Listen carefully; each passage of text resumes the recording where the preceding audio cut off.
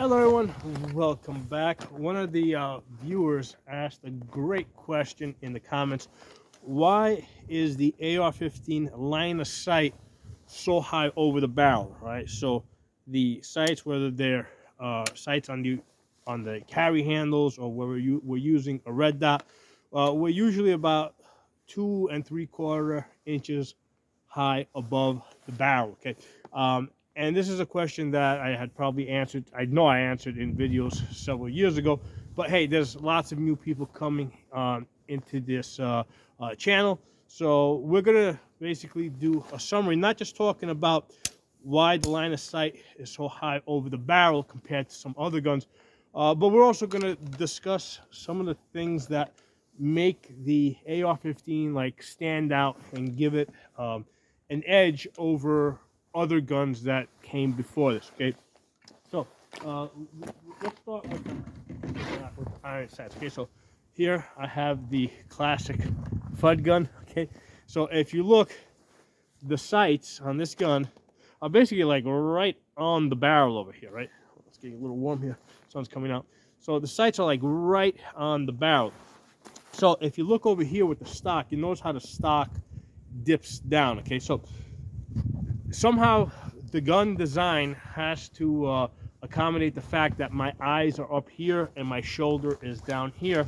So I need to brace the gun on my shoulder, or really my chest, right? On this pocket over here between my shoulder and my chest muscle. I have to pull it in there, and you know, there's only so much space I have to bring my face down to the gun.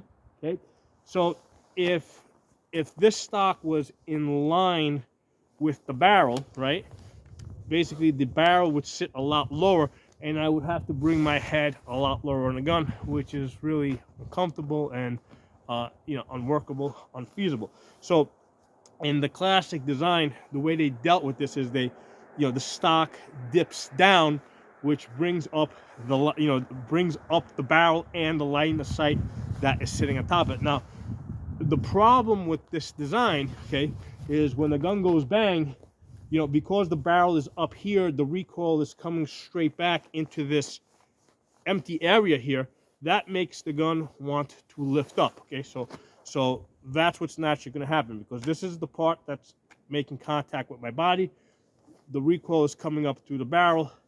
That pressure is naturally going to want to make the gun lift, you know, regardless of what the caliber is. Okay, so in the AR-15 design, okay, and the AK47 design, but definitely in the AR-15 design, they made basically a straight line from the stock all the way straight. Okay, so because this is a straight line, okay, I can now put the stock in my shoulder, right? The sights are up at my eye level, right? I just gotta bring my head down just a little bit, and my sights are on the target. Okay, and basically from here I can pivot up. So when the recoil happens, the gun comes straight back into my shoulder. Okay, there's no lift up, because this is the part that makes contact with my shoulder, right? I usually leave this part hanging over the top, you know, and the recoil is just so light that, I mean, it's even questionable if this was necessary, but for like full auto fire, rapid fire, it makes a difference. So because the recoil is straight back, it comes straight back into the stock. There's very little lift. Okay, now if you look at the AK47, okay, now on the I mean, they kind of use the same design, right? The iron sights are about, I guess, 2 3/4 inches, and I never measured this, above the bore. Okay, now in the on the older versions, on the original AK-47s that had the wooden stock, there was a little bit of a dip down. Okay, by putting an M4 stock on here, it brings it more in, you know, the recoil. Basically, this type of a stock allows me to better absorb that recoil with less lift on the gun. Okay, so the AK-47 kind of accomplishes this, you know, it basically uses the same solution to that same problem of how do you keep the gun from lifting up. Okay, now moving beyond that, right, because I think I've explained that, moving beyond that, there's some other things going on with the AK-47 that the AR-15 solves. So the AK-47 has a piston in here, right? There's this big piston in here that goes all the way up here, and basically there's a lot more metal moving back and forth every time the gun fires. Okay, so every time the gun fires, there's this huge chunk of metal that goes all the way back, and that adds to the to some lift, and then as it goes back down, that throws the momentum of the gun in another direction. So this heavy piston and this heavy bolt going back and forth, that's also moving the gun back and forth. Now, on top of that, the AK-47 is firing a slightly more powerful round, the 7.62 by 3.9. But here's the thing: there's also the AK-74, which shoots a round similar to the 5.56. Okay, so that's why I'm kind of taking. I don't want to spend too much time talking about the difference in the round, because likewise, you can take an AR-15 and you can have it shoot a 300 blackout, which now you're shooting a round out of the AR-15 that's similar to an AK-47 round. So let's take that out of the equation and just look at the mechanics of the gun. So the AK-47 has this bolt that's moving back and forth, right? Not just the bolt, the piston. A bolt with a piston. You got the extra metal of the piston that's moving back and forth. That's also causing the gun to rock back and forth.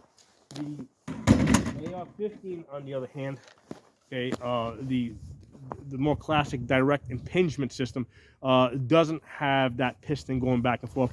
The bolt itself acts as a piston, really. So you've got gas that's coming back on the gas tube, coming all the way back. So not having this extra metal going back and forth also minimizes, the recoil on this. It makes this a lighter recoiling gun. Okay, so that's an important consideration. Now, I want to take a minute and also talk to you guys about the bolt of the AR-15, because the bolt is really the heart of the AR-15, and there's some things that are like really special about the bolt.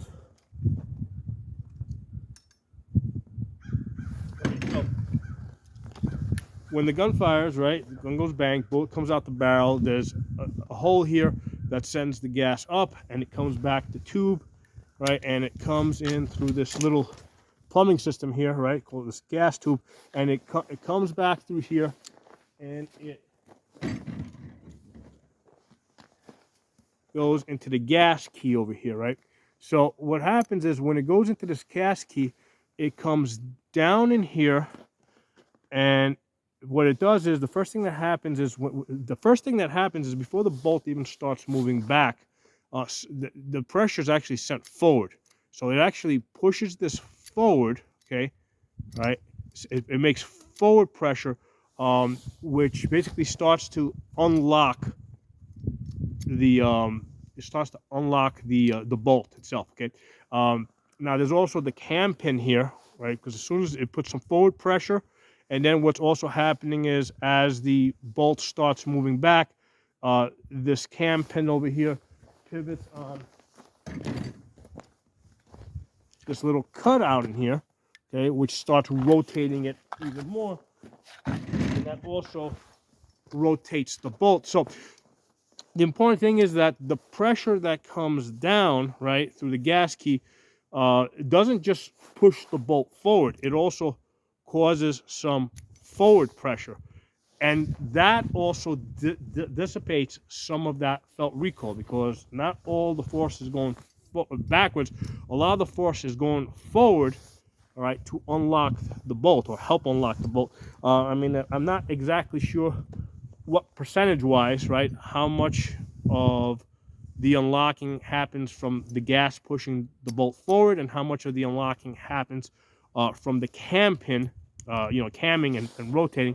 So I don't have that answer, but suffice it to say, as far as from the recoil perspective, some of the force is being sent forward, and when this thing reaches its max forward position, right, and then the bolt starts moving back. Okay, And then the excess gas is vented out through these little holes over here, right? You can see those little holes over there. Okay, so the bolt is really magical. Okay, it's one of the things that makes the AR-15 stand out amongst all the other guns out there. And in fact, it's like technically it's not even considered a direct a real direct gas impingement system. Okay, because a real direct uh, uh, direct, I don't know, impingement system would be actually interacting directly with the bolt. Okay, I think that was originally a French design. Okay, this is actually interacting. The gas is coming in through the bolt carrier, which is sort of acting like a piston. So it's really not an impingement system or a technically, perfect impingement system. I mean, it works, whatever you want to call it. But that's just so you know, like, there's some guys out there that are going to say, no, it's not real direct impingement. And this is the reason why, because the gas is coming in, the gas is acting on the bolt carrier, not the bolt. And on the original direct impingement design, it was acting on the bolt. Just a minor detail. I just wanted to bring that out. But the thing is, I want to say, as far as recoil reduction, the bolt design, this bolt carrier design absorbs some of that recoil, and again, there's less recoil going into your shoulder. Okay, so let me put this guy back together, and we'll talk a little bit more. Here.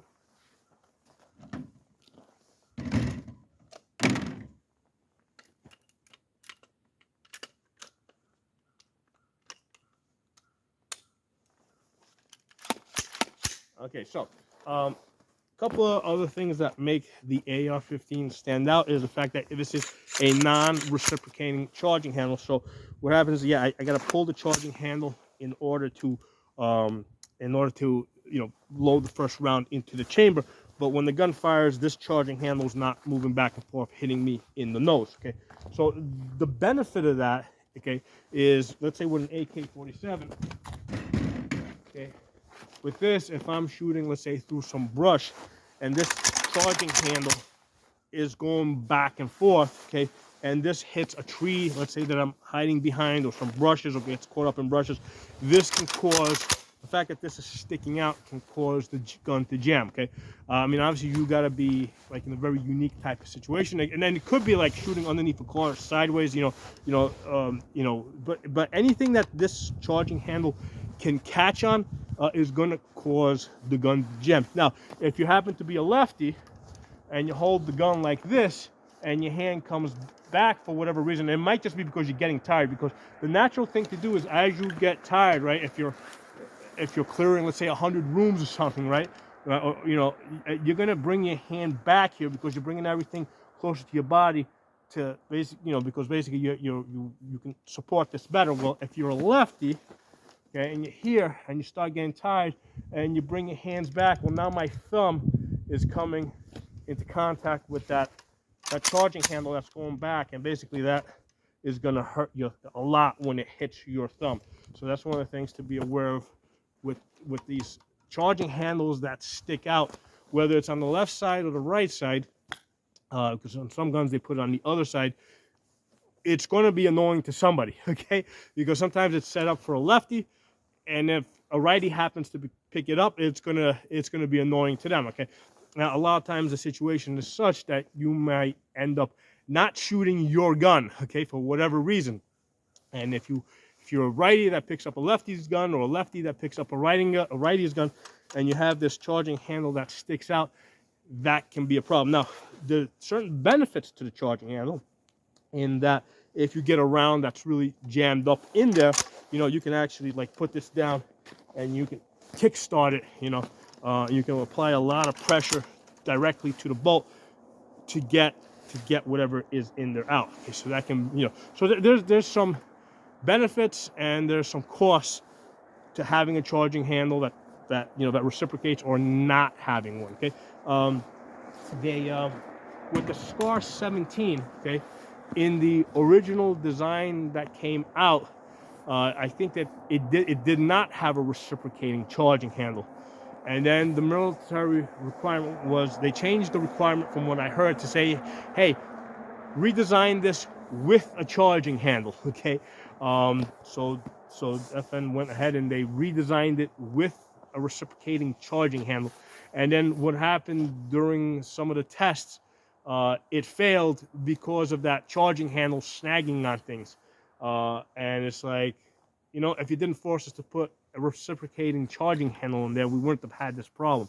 So I think they went back and they made it without a reciprocate. I mean, you know, I'm not a big FN SCAR guy, but that charging handle was an issue with the SCAR 17 S. Okay, so just be aware of that. So let's. I also want to talk about the magazines. Now, one of the, like with the AR-15, right? You've got this magazine that just feeds in from the bottom. Now, if this is a fully loaded magazine, right? What happens is if you try to load this on a closed bolt, right? This has to compress a little bit, right? Because that first round has to compress. So that's why with an AR-15 or any gun that basically feeds in through the bottom of the magazine, we always lock the gun open. Okay, lock the gun open, put the gun on safe. Okay, when we say lock and load, when you hear that term, that's what it means. Lock the gun open and load it. And the reason is because it is a lot easier to load a magazine that loads in through the bottom on an open bolt. Okay, if the bolt is closed, right, this has to compress a little bit, and what happens a lot of time on the certain, you know, under stress or under pressure, you may not hit it hard enough. You might not get it in there. So the solution that they came up with this design was to be able to lock this gun open, right, and then for it to lock open automatically after the last round is fired, so that you can easily put in the magazine, right, and do your magazine changes. Okay, so now with the AK47, okay, they also had this same issue of how do you get this in there, right? Because you got to compress this on the closed bolt. So the solution that they came up with was basically to lever it in. Okay, so the way this works is the natural curve of this AK-47 magazine, right? And the curve is dictated because of the tapered design of the bullets. But the natural curve, right, gives you leverage so that you can rock this in. Okay, so even if this is a fully loaded mag, you have that leverage to lock it in. That's the reason why the Russians never bothered with a gun that you can lock open, right? They never put a feature like that, or a gun that locks open on the last round, because the Russian mentality is, okay, after, and by the way, this is another problem with design, trying to get it in there, because you got to match this up to the right position, which can slow you down.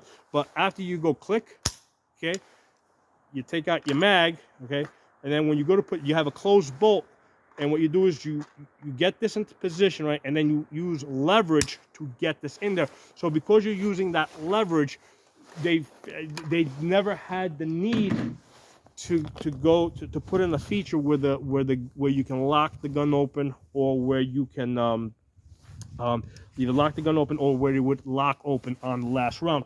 On an AR-15, it was necessary, because we don't have that, we don't leverage this in, we don't have all that leverage to put this in. Okay, so we have to, you know, ideally you want to lock the gun open, or you want it to lock open on the last round, so you can do that quick magazine change. Okay, now another feature, I mean, as a result of the design, okay, and this wasn't intentional, but with the AK-47 design, right, they basically have this dust cover over here.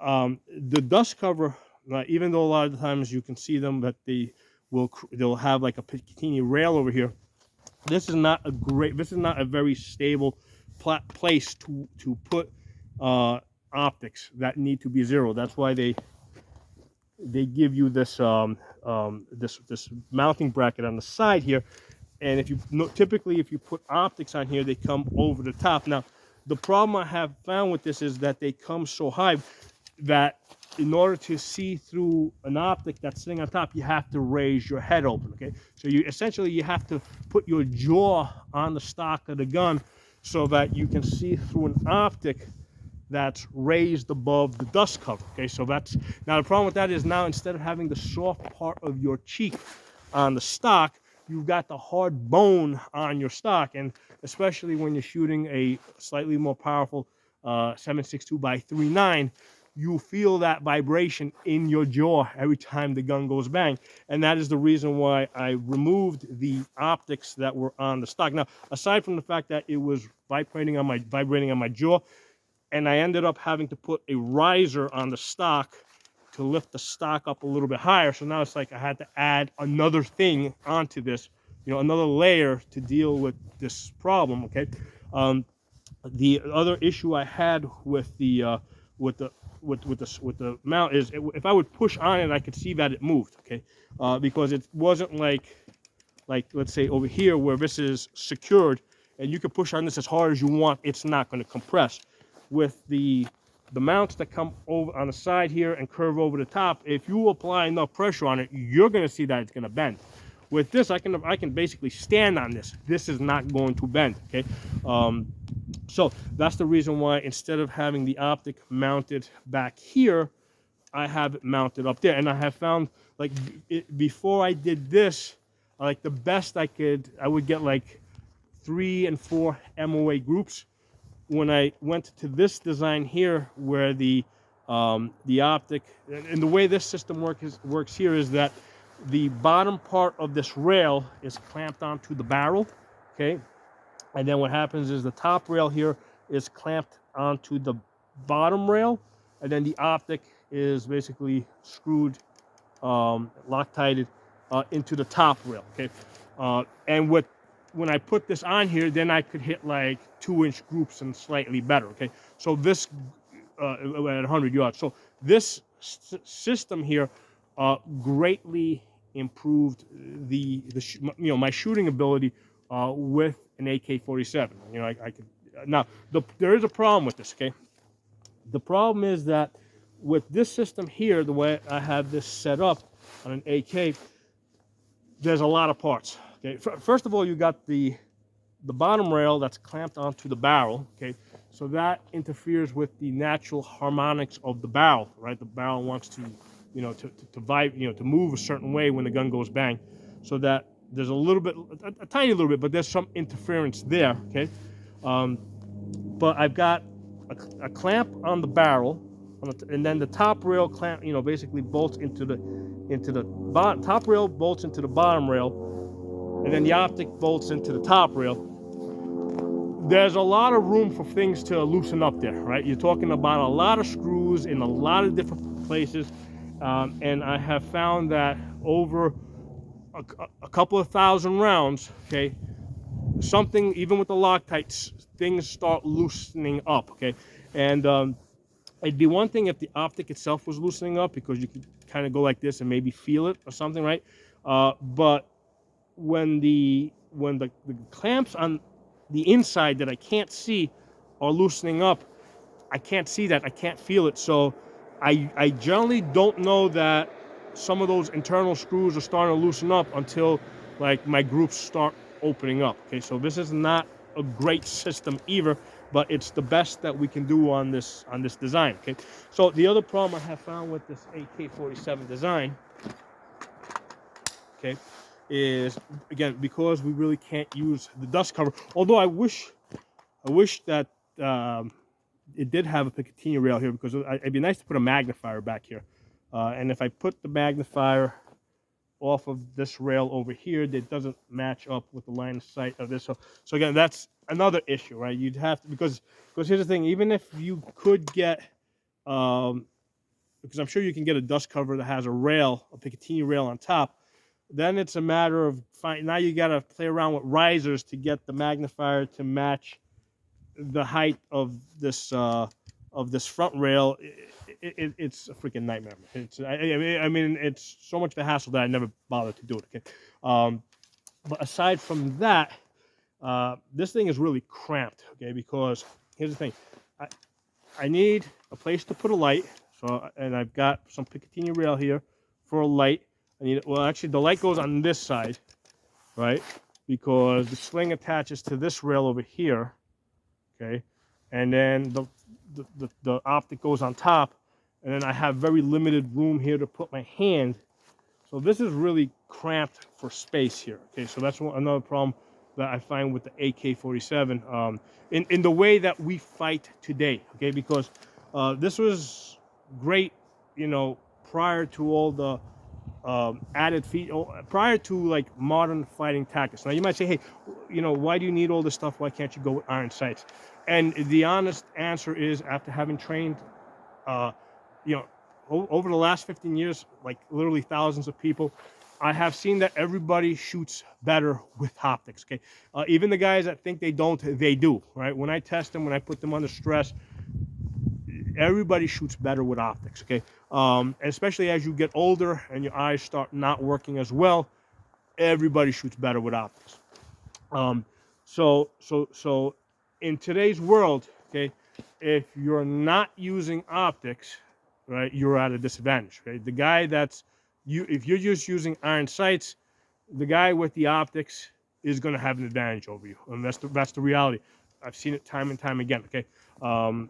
You know, I mean, and this is not just testing one guy against the other. This is testing people against themselves, okay? You know, shoot this gun with optics, shoot this gun without optics, okay? Let's see, you know, which groups are tighter. Let's see how you get on target faster, okay? The optics always win, okay? I've seen this time and time again. Now, I told you a whole bunch of issues that come up with this design over here, and this is all due to this dust cover over here, right? This is basically unusable area over here. Or to use it, we would have to, like, again, we'd have to play around with, we'd have to play, because I'd like to get a magnifier back here somewhere, but I'd have to spend a lot of time fussing with different height rails and risers to get this to match up. It's just not worth the headache, because I have a much easier solution here, okay? Because remind you, with this gun over here, when I bought this gun, I think it was like $500, right? These AKs, when I was buying them back in 2007, 2008, 2009, these things were like $500. But in order to get it to the point where it could accept the optics and I could attach lights, you know, basically I had to spend whatever, an extra $150 before I even put the optic on it, okay? So when you buy this gun, you have to spend more money to get it to a level where you can mount your optics and slings and lights and stuff like that. So to the guy that's just getting into guns, I have a hard time telling them to buy a gun like that and then spend more money to get it ready to bring it to a level where you can start mounting all the things that you need to compete, right, with other people, right? And it doesn't matter whether you're actually going to a competition or not.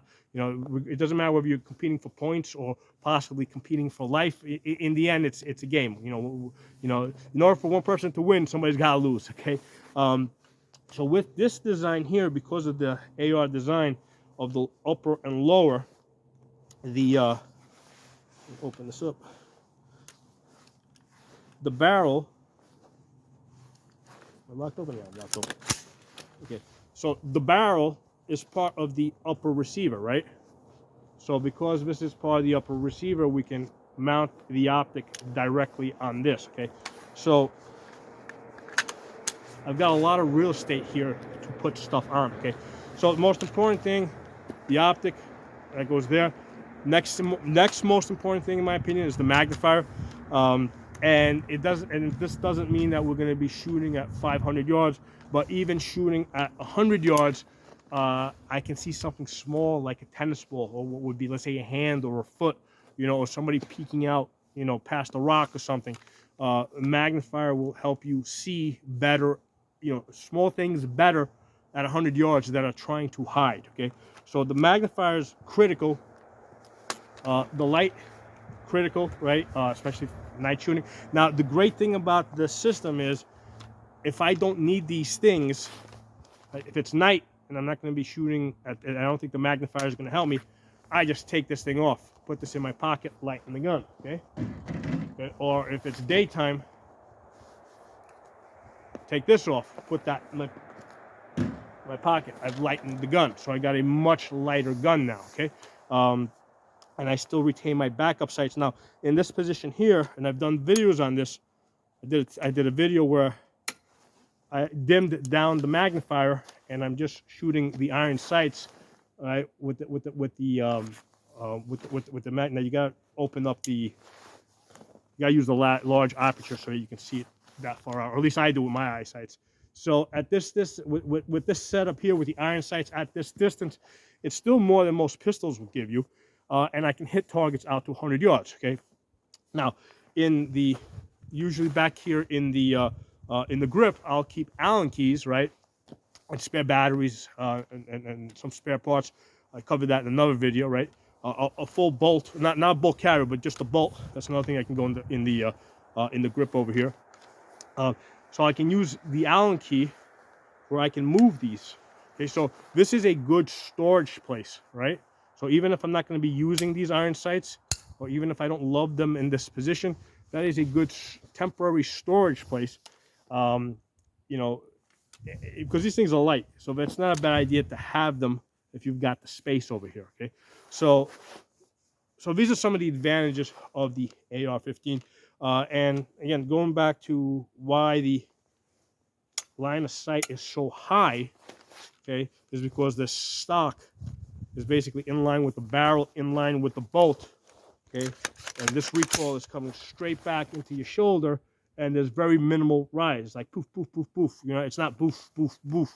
Okay, so basically this is it's basically a newbie video. Most of the guys that have been around AR-15s for a while are going to know this information, but it's also easy to forget a lot of these details. Okay, so even for you guys that are out there that know some of this stuff, might have forgotten it, it's a good review, because remember, it's not just for us to know, it's also for us to know and pass on to the newbies that are coming into the community. Okay, because the way we win the gunfight is to continue to recruit more people into the gun community and grow our ranks. Okay, that's how we ultimately win the gunfight. It's not going to be through the politicians. It's not even going to be through the Supreme Court. Okay, it's by continually recruiting more people into our ranks.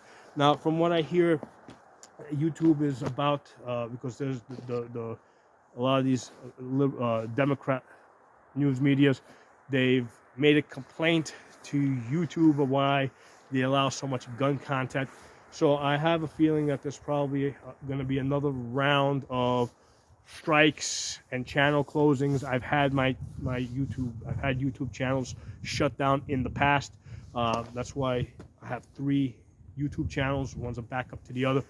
Make sure you're subscribed in all of them. Okay, the original one that goes back to 2006 is TSAFA, T-S-A-F-A. I got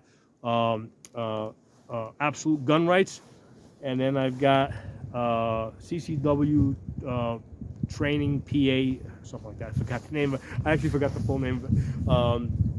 But make sure that you're subscribed to all my channels, and also on the off platforms. Okay, on Odyssey, I'm on HugeTube, I'm on BitChute. Okay, now I'm also on Rumble, but Rumble stopped importing a lot of the YouTube videos.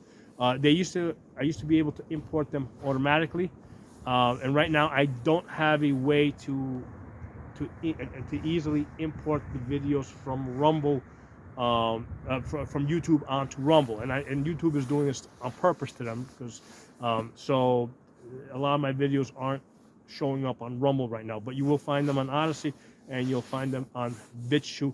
And in a way, it would actually be better because YouTube is like, it keeps coming up with these restrictions and this. It'd be, if they just came out and said, hey, we are absolutely banning any and all gun content on YouTube, it might actually work better for us, because at least then all the channels would move somewhere else. Okay, but it's like right now, it's like, yeah, I've got all these other off-platform channels like Odyssey and BitChute, and yeah, they got something like 200 subs, but the problem is until like YouTube decides to shut down all the gun channels. I mean, nobody's gonna move on over there, you know, in a big enough group. So it's like I wish they would like make a decision with this already, go one way or the other. So anyway, just sharing my thoughts with that. So yeah, I'll put a link below to the BitChute channel. And the thing is, I'll put in the description, but I think it may not. It may not work because I think YouTube might actually be blocking it.